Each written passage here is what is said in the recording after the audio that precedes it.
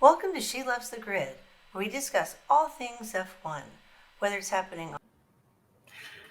And here we are. Welcome back to She Loves the Grid. I am Claire. I'm Diane. How are you? I'm exhausted. Yes, for people watching our YouTube video, I have a completely different backdrop. It's a little bit chaotic behind me and a mess because I am in the last day or so of the move. The last box is unpacked. It's just now putting everything up in new places and new shelves, and I've built practically everything because it was all new furniture. So I'm exhausted. I'm bruised. I'm cut up. I might have a broken foot. Who knows? It's been an adventure, that's for sure. And you have internet. I have internet. I did not have internet last week. That's right. I was at the old apartment, so I have internet. So yay. Moving is so hard. And it's always at the end when you're exhausted. And like you said, it's just those little things that need to be done, but it looks terrible. Like probably, until you just get those final things put into place and then poof, it's finished and it's amazing. Yeah. And this is my first move in a city without a car. Yikes. So yeah, because remember, I do everything public transit now. I mean, we had movers move everything, but it was still, if we miss a package, and I've had some big shelves delivered, like from, different vendors and stuff. And the ones that were delivered, great. But some of the bigger packages that I've missed because maybe we went to get something to eat, or we went to go pick up a package, or we were in the cellar doing something, then we have to walk down and get it. And I have to take an Uber back because I can't carry it. It's too big, Yep. So it's interesting getting used to those kinds of things. So it's fun though. I love it. I love not having to pay car insurance. So yes. Like we were talking yesterday, maintenance, gas, insurance, all of it, like parking, especially I'm sure in Berlin, you have a parking space with your place, but you don't need it. So that's good. No, then I'm going to rent out. Perfect. All right. Well, let's keep going. I am relying on you. I'm going to be learning as we go because I've been off the grid between just cramming in work and German classes and moving all at the same time. I haven't had time for anything else. Yeah, no worries. I got you. It was a really busy week. I think I sat down maybe Tuesday or Wednesday maybe. And oh my goodness, all the stuff that we have to talk about. I was worried initially, what are we going to talk about this week? Because we didn't really have anything for grid basics. Hadn't talked about that. Don't need to worry about it. We have a very, very full show. And the first topic, though, is definitely a serious one, but stick with us because there's a lot of really fun stuff and a lot of other topics that we're going to go through. But I think for sure one of the biggest stories out of this week was, once again, Helmut Marko, we refer to him as Chatty Cathy, had made racist, xenophobic comments about Checo again. So it's not the first time. But really this time it just kind of blew up for a lot of different reasons. So Chatty Cathy, and last week we said maybe I was like, oh, maybe I should put some respect on his name because he's a doctor, whatever. No, I'm not anymore. We're not calling him Dr. Chatty Cathy.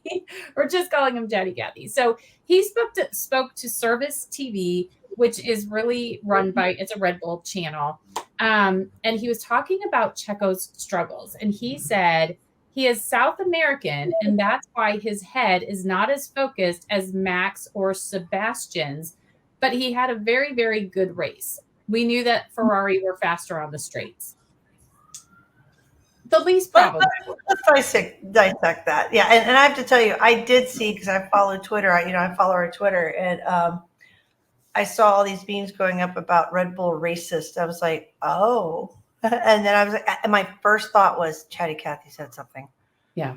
And I've not been in F1 enough to know about some of the history, but that was my first thought. I told you that. That was my first thought.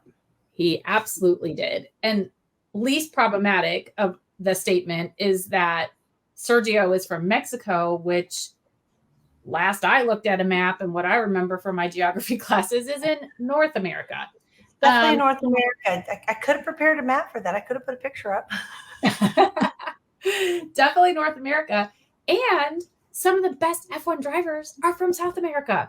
You got Senna, Bandio, 11 other world champions. I mean, so to to say as a, population or a segment of society is obvious that they're not focused because that's where they're from or because they have a Latin or Hispanic heritage is racist.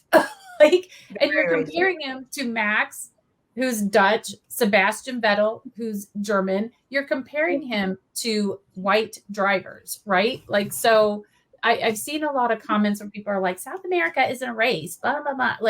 You're missing kind of the whole point. You're comparing primarily brown skinned people to primarily white skinned people. Let's just call it spade a spade. Right. And white skinned people can focus, right? And clearly others cannot. So that's kind of how according to Helmut Marko. According to Helmut Marko. Yes, please do not attribute that to me. So this isn't a one-off incident with him, which I think makes it a million times worse. And I think where people are just like, okay, done. So I'm going to read you some different things. So in August 2022, he again called Checo South American, but he said, as a South American, he generally has a lot of ups and downs. After the missile strike in Saudi Arabia, last year's GP, he said, Max is pretty relaxed. Perez is somewhat scared. He was talking to Sky Germany when he said this. But if you live in Mexico City, it's not much safer there. He also said Checo can't match Max because of his Mexican temperament. July 2022, after Checo lost a podium battle to George, he joked, and if you're on our YouTube, you see me using air quotes, that Sergio had drunk tequila and fell asleep. Yeah. Also, Chatty Cathy has defended Nelson Piquet, who we've talked about before. He's a former world champ. His daughter dates Max. He was hit last year with a $1 million fine and can't be in the paddock for using a racial slur against Lewis at Silverstone. Since then, a lot more comments have come out that he's made about Lewis. Marko came out and defended him, saying if you translate it, it's not that bad. He accused Lewis of publicizing the statements, but there's been other examples of racism surrounding some of the people around Red Bull. And I'm not going to go into all of that. You can go look at it. One of their other drivers, they dismissed for using a racial slur on a streaming, when they do the driving streaming things, got rid of him. They said they don't condone racism of any kind, but at the same time, I just gave you some of the examples that I could find that around stuff that Chatty Cathy has said about Checo. He's still with the team.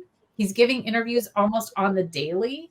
So yeah, I just think that there is, I don't know, there's no excuse for it.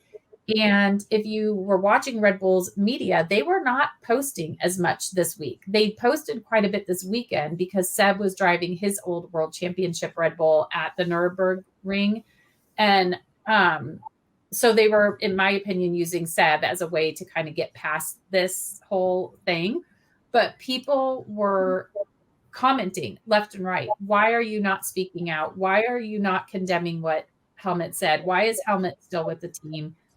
On and on and on and on. And not one thing was addressed. Well, so it kills me too to be so off so many times about South America. I thought, okay, I'm gonna give you the benefit of the doubt.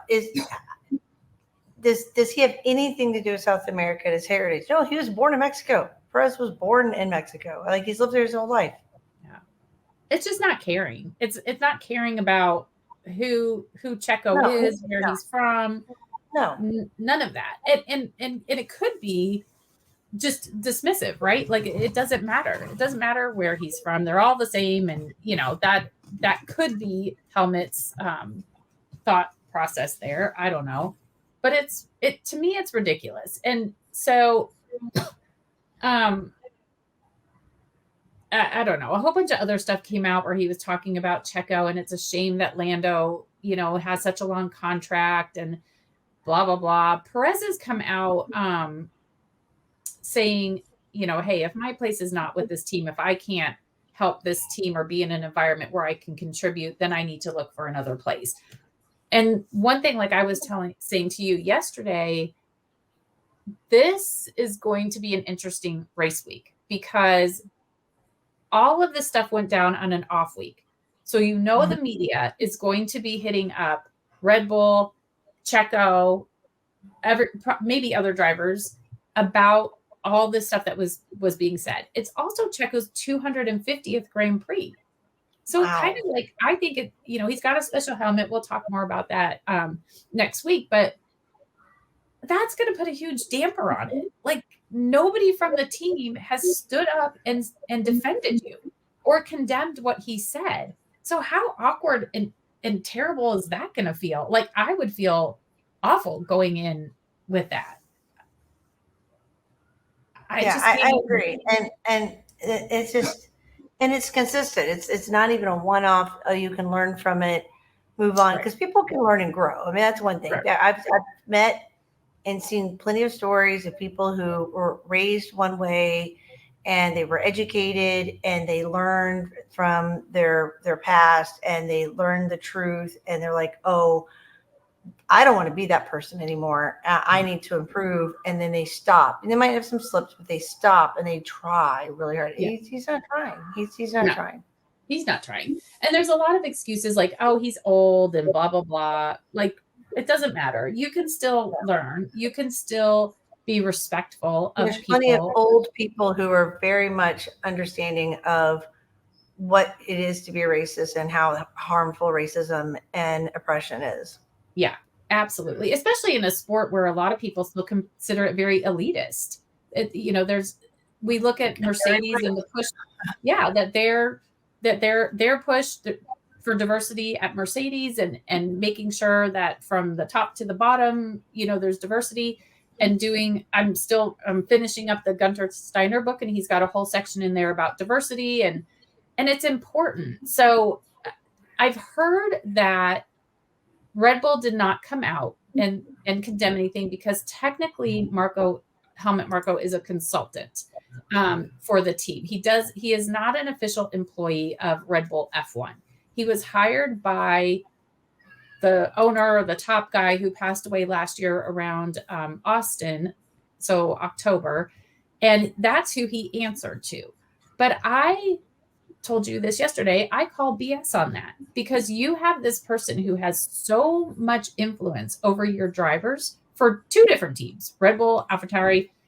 He made a decision within 30 minutes, supposedly, to get rid of Nick and put Danny Rick back into the cars based on Danny Rick doing things. You allow him to go out there and speak on your behalf, not only to the Red Bull station service, but podcasts and print media and the whole 9 yards. So I don't think you can have it both ways. If you're going to allow him to be out there representing you, then guess what? You also need to take responsibility for what he is saying when he's out there. So he did issue an apology. I will say that Saturday or Friday, he finally did issue a short apology. I think I have it. Hang on, but bear with me 1 second. You can talk while I'm looking because I did take a screenshot of it.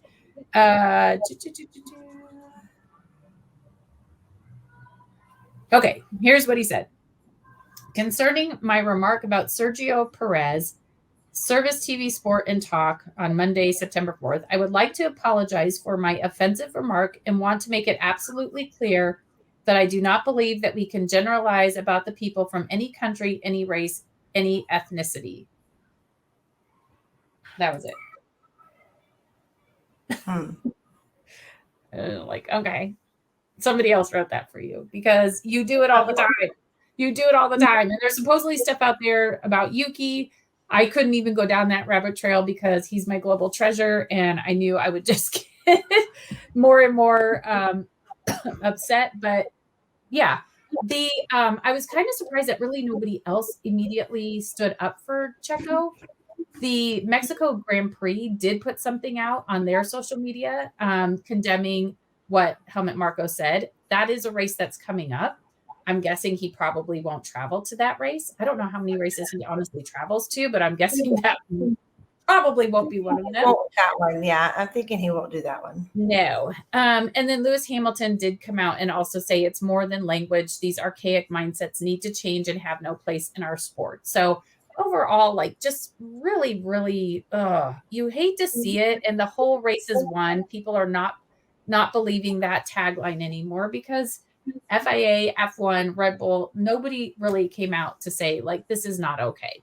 Well, it's counterintuitive to their website because I'm on Red Bull Racing's website and it says on their diversity inclusion statement, inclusion is at the very heart of our culture, enabling us to optimize our team, sport, and fan experience across the globe. But we can always do better, and we have aspirations to be even more diverse and inclusive organization. We are taking progressive steps through our Drive for Change program and will hold ourselves to account to ensure that we are a team where everyone is welcome. We will endeavor to be game changers, causing disruption to drive meaningful change. Nope. I'm just going to say nope. Do you feel like any of the stuff that happened this week in their silence reflects that statement? Well, I suppose at least part of it's a quote from Christian Horner. No. And Christian Horner has definitely not come out and said one word about this. So they're going to be asked about it. I hope that they are asked about it this week in the principal chats and the driver chats. And I hate for that to shadow or put, a shadow over Checo's 250th Grand Prix, because that's like, I think more than Haas has as an entire team. So that's disappointing, but I do think it needs to be discussed. I agree. Last year, I think Yuki said Sebastian Vettel would be a really good replacement for Chatty Cathy. And I agree. Let's do it. Maybe that's why they were putting Sebastian out there this weekend, besides the fact that he was driving his world championship car. Maybe it's a soft launch. Maybe. I'm hoping. I think that Sebastian would be amazing in that role. I think he, like Yuki said, he would be great with rookie drivers or drivers coming up, teaching them who better than a world champion driver. Like, let's make it happen because this guy needs to hit the bricks. I agree. It's too much ridiculousness. I'm over it. And now I really don't like Red Bull because you're not walking the talk, people. Not walking the talk. And I don't like it. Anyways. Okay. All right. On to lighter things. Somewhat lighter things. This was kind of shocking. So the FIA came out this week and said not one of the 10 teams exceeded the cost cap last year. I saw that. Very anticlimactic because we heard rumors that there were 3 teams that had done it. We were speculating which ones it was. None of them. Nobody. 0. That's quite interesting. Yeah. I kind of find it hard to believe, but okay.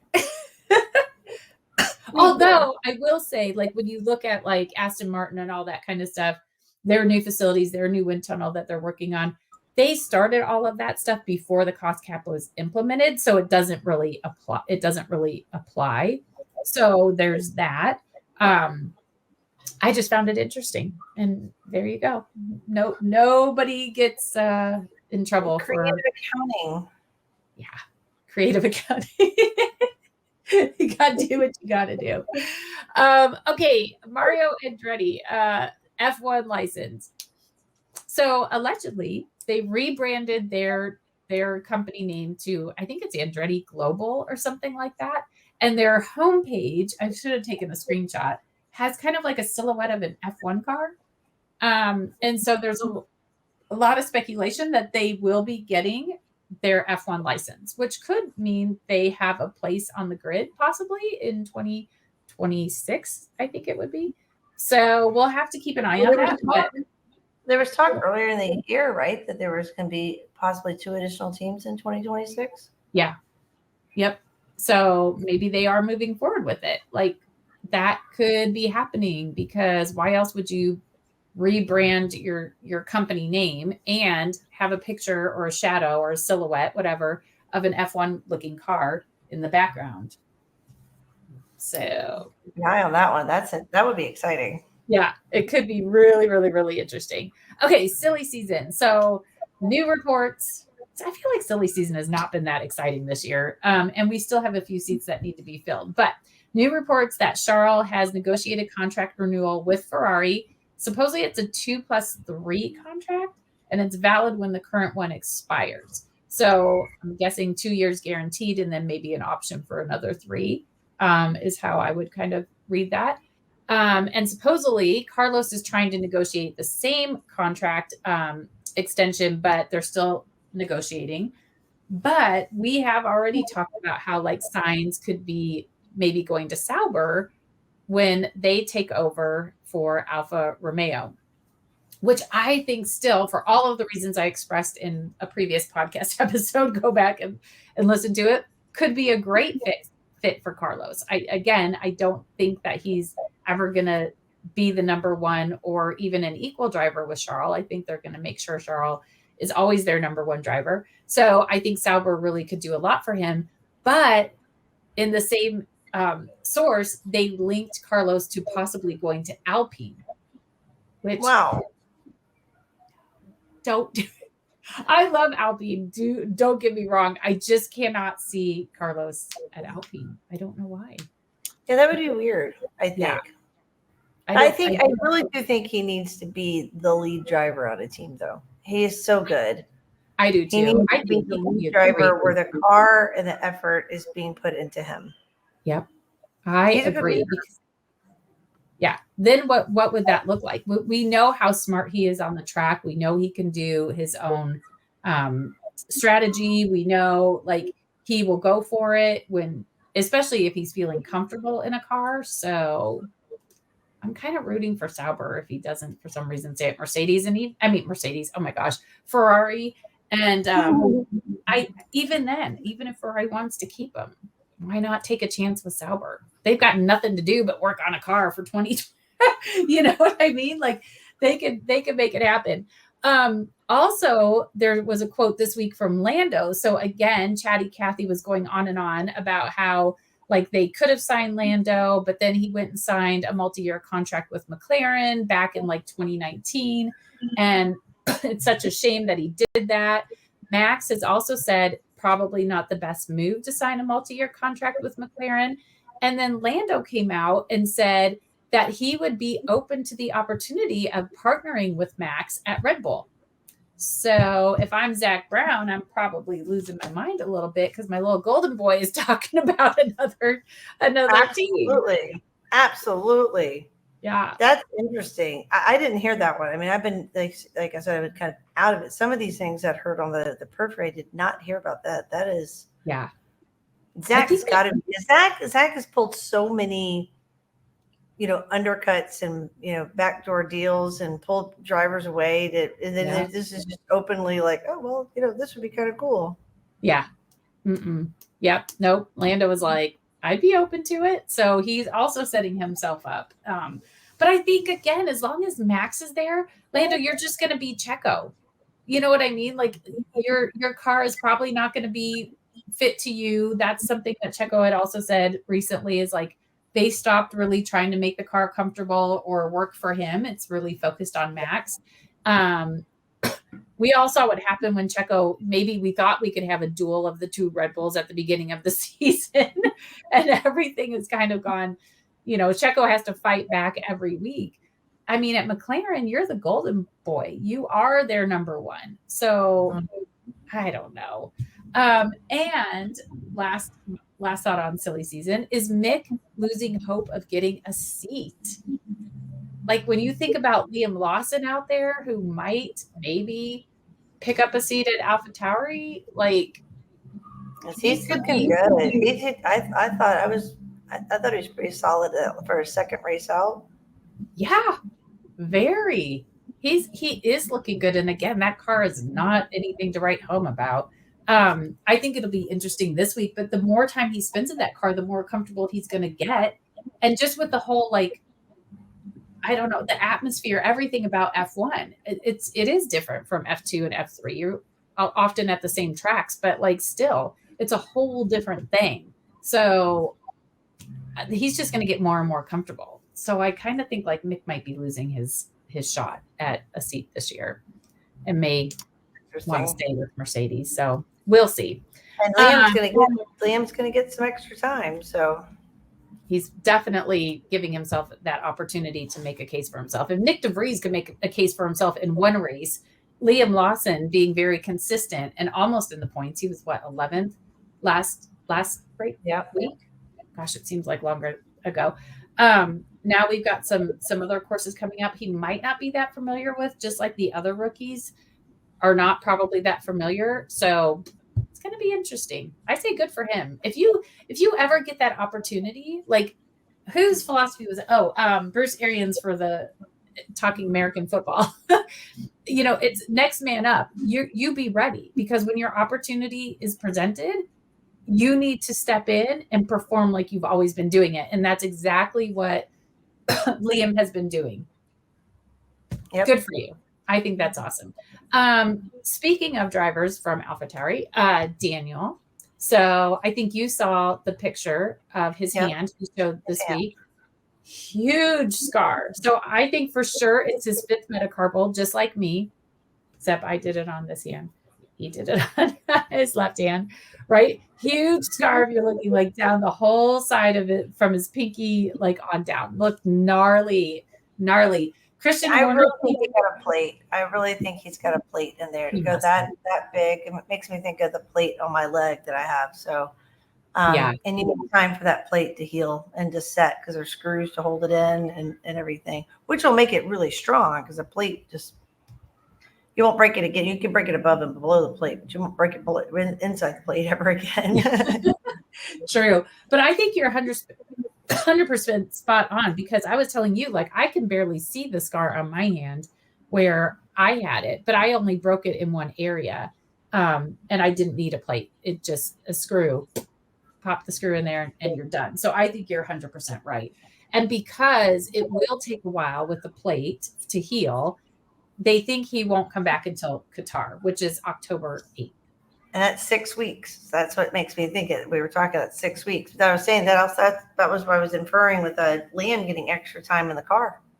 Yeah. He gets more chances because Danny's out through Qatar. That's if he can make it back on Qatar, right? Because that's healing, and how much rehab can he do to that point if it's a plate, if he's needs to let it set before he can do anything. And it may not be a plate, but it'll be interesting to see.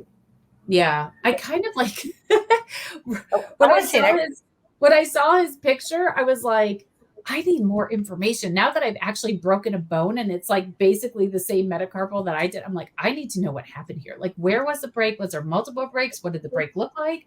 What did your doctor have to do? Like, what is your rehab? Because I was in rehab for months, but I had a hard time making a fist. Now, if this is a real x-ray, if someone's got a link up that but that doesn't make sense. Never mind. Oh. There's no make. That would not be good if somehow his x-ray got out there. So his hand is immobile right now, supposedly, based on what Christian said. He's in rehab, working on it.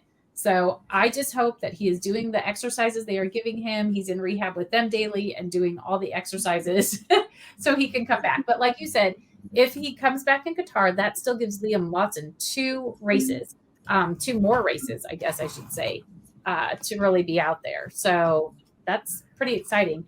And even if he doesn't come back for Qatar, he will definitely be back by Austin, because that is his favorite race. He loves Austin. And I cannot imagine him not making it there. Not at all.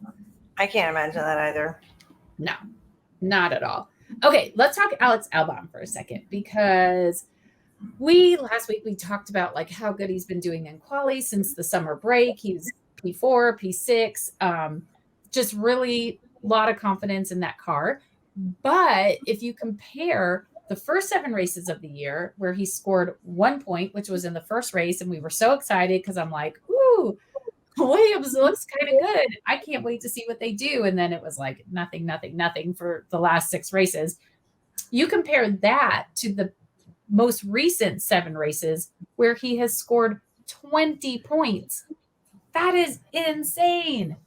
That's insane. Like 6-4, 6-4, I think is, or 6-4, 4-6 is how it went. And he had a couple races in between where it didn't quite go as well. But I just think that is so exciting. And I cannot wait to see these last few races, because we are like, sadly, it's going to be the end of the season before we know it. I just hope that they finish on a high. I do. I'm so excited for Alex Albon having the year he is. He is. And a part of it is just get that car to perform, not have these weird things happen, right? But yeah, I'm excited to see how well he does. Yeah. And we know that they're not going to invest anymore really into the car this season. So using what they do have and still being able to bring home points or be up there like during qualifying. Oh, I love it. I absolutely love it. Okay. Let's see. Back to Liam Lawson for just a second. So we know that he finished his first race was the Dutch Grand Prix, right? That's where Danny. Yeah. Why does that seem so long ago? It was only a couple weeks ago. I'm like, is that right? But he finished 13th. So technically that is his debut, F1 debut. There's only 2 other drivers who have had a better finish than 13th since 2015. Can you guess who they are? Don't look at the sheet. No, because I already looked at the sheet, so now I can't guess. Carlos and Yuki. Those are the only 2 drivers, since 2015 to have a better debut. So they both finished 9th in their F1 debuts. So that's awesome. When you think about that, like he's done better than Max. Like seriously, like awesome. Good for you, Liam. I love it. Okay. Now we talked about this last week, but we need like a fanfare. Are you ready for some fun facts? Fun facts. Wait, one question on that debut. What about Nick DeVries? Because Nick DeVries got points in his F1 debut. I don't think because he was I don't know. He did get points, but I don't think that did he get points in his? Oh, he did. Didn't he? He did. Can you look up really quickly and see where he finished? I don't think he was on that list. I'd have to go back and look. Yeah, because he got that was one of the things is he got points on his first time out. I'm pretty sure that was the whole thing. I thought he was in the points too. But he got 2 career points. Oh. That means I don't know. Maybe they struck him off the list. Maybe it's just the current drivers that I was looking at. That might be current drivers. Yeah. That would make sense. But that's a really good point. I totally forgot that he did score points in his technically F1 debut. Yeah, he got 9th. Yeah. Yeah, 2 points. 2 points. Oh, okay. Well, he didn't do as well as Nick DeVries did in his F1 debut. Anyway, that's what I'm fact checking. That's why we go. Don't anybody else fact checking us. I like fact checking. Yeah, that's a good point. I'm guessing then the list that I saw was only current F1 drivers. Current drivers. That makes sense. Yeah. Yeah. But that's what I'm going to go with. Okay, here we go. Some fun facts for you. Max is the first driver to win the 4 classics ever. So Monaco, Silverstone, Monza, and Spa in the same season. I feel like that's, kind of cool. Like a grand slam or whatever they call in tennis and, all of that stuff. You win the four grand slams. So I think that's pretty cool. Carlos, who led the race for 14 laps in Monza, he's the only non-Red Bull driver to lead that many laps this year. Yay, cool. Carlos. I was so excited for that too. Yeah, absolutely amazing. And then also because Carlos had such a great birthday weekend, right? Like pole, finishing on the podium, having to battle everybody. He also won the F1 Grill the Grid by 4 points over Charles. And if you don't know what Grill the Grid is, please go to the F1 YouTube channel and watch it. I think it's hysterical. Every year they have the drivers do all these different contests and they give them points on how many they get right. Carlos is really, really good at this game. He always has been. But the games could be anything from like, here's baby pictures. That's a really cute one to watch this year. Like, who guess the driver based on their baby pictures. If you haven't seen Valtteri Bottas's baby picture, like Lewis was like, he's such a cute kid. they ask them to rank them by age, like who's the oldest, who's the youngest, and you got 20 drivers, you got to get in there. They've done that before by height. What else? Name. You have to name a driver, I think it is, for each letter of the alphabet. So there's all different things, or name like 2 drivers who've won whatever, and one of the other ones, 2 drivers who have voiced a cartoon character. And so Fernando Alonso is one, and he couldn't even remember that. He did not remember that he had voiced a cartoon character. But Lewis has, Charles, Carlos, like there's even Nick DeVries, I guess, had done one at the time. And then the last one was they had to place pictures of monuments, whatever you want to call them, things that identify a country. They had to, it's like a geography test, basically, place it.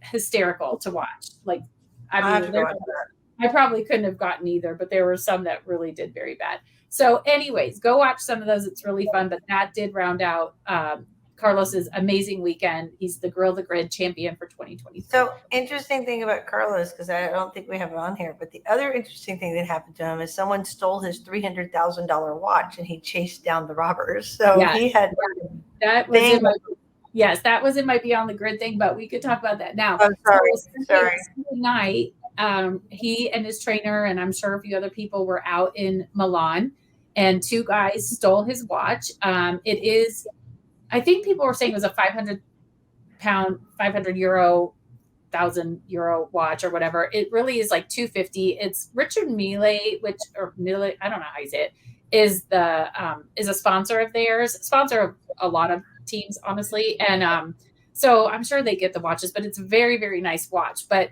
it's worth 250,000, but it retails for, or on the secondary market, it goes for 500 because it's really hard to get. But he and his trainer chased the guys down. They got the watch back. The police were there. There's video out there, not of the actual chase, but when the police are arresting the guy and putting him in the cop car. And Carlos is just like, you can tell he's just like, I don't know if they caught both of them, but they got one of them. So, I mean, that was disappointing. What a weekend. So sorry, I didn't realize you had them Beyond the Grid, but the whole round out of the crazy weekend for Carlos. So, I mean, talk about highs and lows. Holy moly. he had it all. That's for sure. But last fun fact. So whenever Max gets a record, it seems like so does Fernando, and Fernando's gets kind of not a lot of attention. So I think it's really important to note that in Monza, Fernando completed 20,000 race laps in F1. He is the only F1 driver to complete 20,000 race laps. Wow, that's amazing. Isn't that incredible? Like, incredible just to like conceptually think about that. That's crazy. When the races are somewhere between 50 and 70 laps, right? 70-ish laps. That's a lot of racing. I know. Like, I kind of want somebody to break it down. I mean, I know lap times vary depending on the track, you know, how long the track is and all that kind of stuff. But I kind of want somebody to break it down and say, like, that equals this many hours in an F1 car. Like, I mean, over 20 years, that's a lot of races. I mean, I guess I could go back and figure out how many, you know. We can figure it out. We'll find it. We'll find it for our end of the year wrap up. I think that'd be neat. Yes, we should totally do that. Our stats. But yeah, anyways, I feel like there has been, Fernando has had a couple records set or broken, and it just gets overshadowed by Max's records. So I just want to share because Fernando needs all the accolades. He is incredible. Hi, Fernando. Okay, so Beyond the Grid. The other thing I was going to say about the watch situation is the same thing happened to Charles, and he also chased after them and got his watch back. Different robbers. Really? Yeah, that was a couple years ago. Honestly, that was like last year, I think. So, yeah, maybe not wear those watches out and about. Yeah. Or wear a swatch. A swatch watch. So those these days are probably worth a lot because they're vintage. They probably are. Remember the little rubber that went over, like to keep your glass from getting Oh, we're dating ourselves right now. It's so funny. Okay, so beyond the grid, there was quite, I think, a few things that happened. One of which was Yuki and Alfred Towery were at the Venice Film Festival debuting their new documentary, Whatever It Takes, The Race Before the Races. It's going to be available on Sky Sports F1, which I'm kind of bummed. Like, I really do want to see this. But there was a lot of video, and I reposted, made a reel, put a proper song on it, not some Italian song, boring song. Although I do like a lot of Italian music, but we needed to jazz it up a little bit. So I took the video of Yuki coming in a tux on a boat with the car, like on there, put a little boo thing on that song. Like they couldn't wait till we're in Venice in December. Come on. Right? I know. Come on now. I was thinking the exact same thing. I'm like, why could it not have been while we were there? So anyways, really, really adorable. Yuki, again, a global freaking treasure, riding on a boat with his car in a tux. Love it. But that documentary will be coming out at some point soon. If it's available or anybody finds it somewhere other than Sky Sports, which I do not have, let me know because I do want to watch it. This I also love. So we have coming up, I think it's this coming weekend, actually. The Ryder Cup is taking place in Rome. And again, another reason, like, why could this not be happening when we're in Rome in December? But Carlos announced that he is going to be playing on the Ryder Cup All-Star team for Team Pavin. So Corey Pavin. And I'm like, how do I get tickets? Because we know Carlos is a really good golfer. I want to go. Yes, like an all-star team, like with regular golfers, and then Carlos is like, I cannot wait. I cannot wait for the video. Oh, can't be this weekend because they're in Singapore. When is it? Maybe it says the 29th through October 1st. Oh, okay. That makes sense. So that'll be in between. Oh, so he'll be Singapore, Japan, fly to Rome, play in a golf, then go to Qatar. Okay. He's going to be exhausted, but whatever. He can do it. He can do it. So keep an eye out for that because, I mean, golf, my kids, both golfers, and I will be definitely paying attention to the Ryder Cup, and hopefully they show the All-Star match. Also, Apple Plus is going to be airing a documentary on Lewis Hamilton. I think that it comes out November 2nd. He was involved in the production and the making of this documentary, so I'm hoping it really does bring a lot of, personal information, new information. You all know I love a great documentary. I will watch documentaries all night. So I cannot wait. I'm going to be keeping an eye out and I will keep you posted as we get closer, but just know that that's coming. And then also there's a movie about Ferrari coming out on Christmas Day. And I love my family, but I'm trying to figure out how I can sneak out to go watch. I hate to play games, and so they always try to force that on me. So maybe if they start playing games, like I'll just quietly sneak out and go watch the movie. But it's starring Adam Driver, and it looks really good. I think it focuses on maybe Enzo and back in the day, and so it looks amazing. I cannot wait. So Christmas Day Ferrari movie. And then also, finally, Alex Albon is joining the ranks of drivers with their own merch line. So we know like Lando has one. I think Oscar has one. Max has his stuff. But Alex Albon is coming out with a new line called Alex Albon Athletics. So no idea when it's going to come out, what it's going to look like. He just said, coming soon. So we'll see. They did drop a 23 hoodie on Williams last weekend. And so I don't know if that was like a little, preview. But what I didn't like about, I hope that's not it, because 23, what do you usually think of when you see the number 23 on athletic gear? Michael Jordan. So yeah. And Michael Jordan is known around the world. So I'm kind of hoping that he's not using 23 on everything, because I would buy something from Alex Albon, just like I'm going to buy something from Yuki's line when his comes out. But not if it says 23, because then I'll have to explain to everybody, yes, I love Michael Jordan, but it's Alex Albon. That's not going to make any sense. So I will keep you posted on that, but I cannot wait. I'm going to go broke buying all these extra launches and stuff. Although Williams did not come out with any golf merch for this week. And so I guess that's saving me some money. So there you go. Put it toward Alex or Yuki. Yeah, whichever comes first, I'm going to be. Well, I think Yuki's line is already out there, but I think it's only available in Japan, and it's going to be.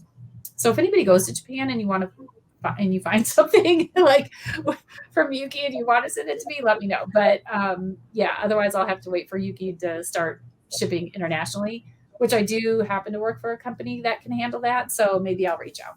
Okay. Anyways, next week, finally race week, and we've got back-to-backs. So we're going to be in Singapore, and then we go to Japan. So, woo, back-to-back race weeks. But here's what you need to know about Singapore. 62 laps, 3 DRS zones. There is a reconfiguration of the track. So I wasn't able to confirm like how long the track is, but I'll tell you more about that in just a second. It is now what we can call the original night race, because we know Las Vegas will also now be a night race, but Singapore was the very first course track to do circuit, whatever, to do a night race. And so they race at night. It's a big challenge for the drivers because it's hot, it's humid, you know, it takes place on the streets. It's a street track, so it's bumpy. And you got the lights and everything of Singapore, right? Control the lights. Yeah. Craziness. That skyline is so amazing. But again, so it'll be a little bit bumpy. So there is a new layout this year, and the section between turns 16 and 19 from the 22 layout, they've made it one long straight. So that could be kind of interesting, right? Like it's going to be really long. So it reduces the number of corners from 23 to 19. I think at 23, I want to say it had the most corners of any circuit when it had 23. At 19, I still think it's one of the highest, but I'd have to go check, and I just didn't. So apologies, but I didn't go check that. Having that extra straight will give us some extra speed down there, so that would be kind of cool to watch. And I would need to go back. I don't know if there were 3 DRS zones last year, or adding that straight has kind of made that, added a DRS zone. So the layout's going to be really unfamiliar to most of the drivers. So maybe kind of an even playing field, because I don't think some of the rookies have driven there before. So that will kind of make it a little bit more interesting. The drivers do think that it's going to allow for more overtaking, which, like we just said, kind of makes sense, especially if there's another really long straight. That could be a great place for overtaking. They still think that it's going to be high speed, and the drivers tend to lose 3 kilograms in body weight during the course of the race. That's 6 pounds because of the humidity and the heat and everything else. So, yeah, that's going to be really, really crazy. But it should still be a very high speed circuit, which I think is going to be awesome. There has also been at least one safety car at every Singapore race. So last year there were 2, there were 3 in 2019. So it, again, could be a lot of action between the speed, the new circuit, safety cars, you name it. It should be another really exciting race. Yay. That's exciting. And I'm reading instead of the 3-hour time limit, there's only a 2-hour time limit. I don't know. Oh, maybe because it's night. No, yeah, maybe that's on that. Huh. That's interesting. Could be wrong. Then that would be the same. I mean, you're awake. It's night. What does it matter? You're already driving in the dark. Just saying. I don't know if it matters or not, but I'm just excited for another really. I want a fun, fast. Give me some drama like we had in Monza. I mean, not necessarily between my 2 Ferraris, but like, I want to see the fight at the front and the back and the middle. Like, I just want people going for it everywhere. I know it's going to be exciting. Yeah, it says an F1 race is normally 2 hours, but can run up to 3 if there's red flags. So yeah, that's what it is. The red flags extends it. That's where the 3 hours come from. Oh, okay. Yeah, they're saying that though the Singapore typically runs up to the 2-hour mark though. I believe it. Yeah, it's going to be interesting. I can't wait. I'm excited. It's race weekend, and then you're traveling this weekend, which is going to make it kind of crazy. Yeah, it'll be good. And I'm traveling the following weekend. Oh, that's right. Because it's my birthday. Yay! Go to Ireland. Yay! Yeah, no, I won't really be gone, but yeah, it's all good. I'm excited. I can't wait. It's race week. That's all that matters. I woke up this morning like, race. Oh no, we don't have a race. That's okay. It's the first day of American football. Yeah, thank you for keeping us up on everything this week since I was so busy. I learned so much. I mean, like I said, I had heard bits and pieces, but not to the in-depth. So I really appreciate that we have this because now I feel all caught up. Yes, you're all caught up for this week. And again, I think we're going to have a lot of info for next week too, just with everything that happened this past week and then the race. And yeah, we'll have a lot to talk about. It'll probably be another long one. Absolutely. Well, she's ready. I want to say but it's the race. It's not a race week. I feel like it's been like forever since there's been a race. It's only I know now that we're back, these 1 weeks off, and then when you have the back-to-back, it's like go, and then exactly. Well, all right, we'll wrap it up, and because we could sit here and linger on that forever. But anyway, thank you all for coming along on the ride, and we'll see you guys next week. Thank you. Bye.